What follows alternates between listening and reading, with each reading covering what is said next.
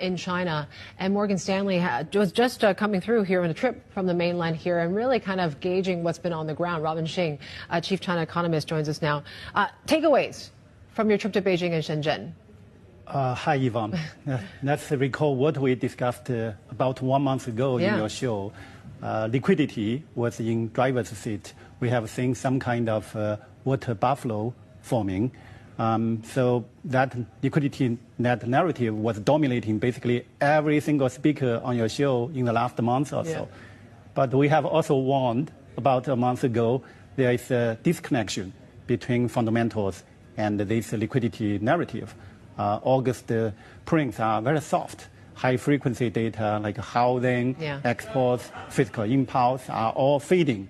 So back to fundamentals, I would argue what happened in the market is more like a reality check.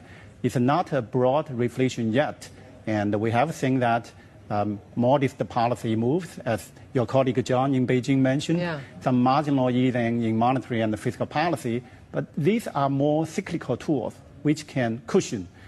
To have a new cycle, you need structural moves to anchor reflation and rebalance. That's not these marginal easing tools. That's probably the upcoming fourth plenum and the 15th five-year plan outlines. That's the key swing factor we are monitoring. What's the likelihood, though, that we get anything major from that? I mean, a lot of people have been saying also the rally that we've seen in Chinese equities has sort of removed some of that need as well for big stimulus measures. Well, I would argue they need to reflate the economy with much stronger consumption-centric policies. For example, if they use the five-year plan to change the government incentives, to recalibrate the fiscal policy, to put all these resources into a stronger social safety net, that could unlock consumption in a more sustainable way. So that's the five-year plan to be announced by the fourth plenum. That's the key swing factor. Before that, we will keep hearing incremental, modest cushion measures, be it this fertility support or subsidy on services consumption, or some accelerated pace on vetted infrastructure spending. But these are more like providing a cushion.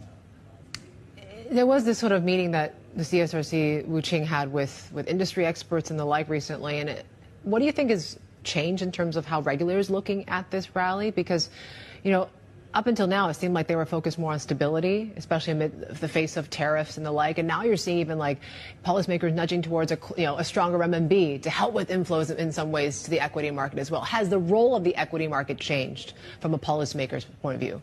Well, I think policymakers probably see the equity market as a very, very excitable dog on a very long leash. So it does, on random directions, but eventually the policy guardrails, which is the leash, can bring it back. So what happened over the last 2 months, the debate over liquidity-driven market, the so-called deposit migration thesis every speaker on your show mentioned, I would taper expectations because the size of this excess saving in the last few years is probably smaller than most people imagined. Only in RMB, 6 to 7 trillion excess time deposit over the last few years. And more importantly, the pace of migration outflow into equity is much slower than the market imagined. July, August, probably only 300 billion yuan migration at best. So it's quite slow. Why? Because many market entrants in 2021, they are still underwater. That precautionary saving is still elevated. So I think back to fundamentals, you need broader reflation that pulls through to wages, to employment.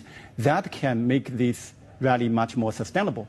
And for policymakers, the signal has been providing guardrails, not bricks. So they probably act earlier, more targeted than previous boom-bust episodes.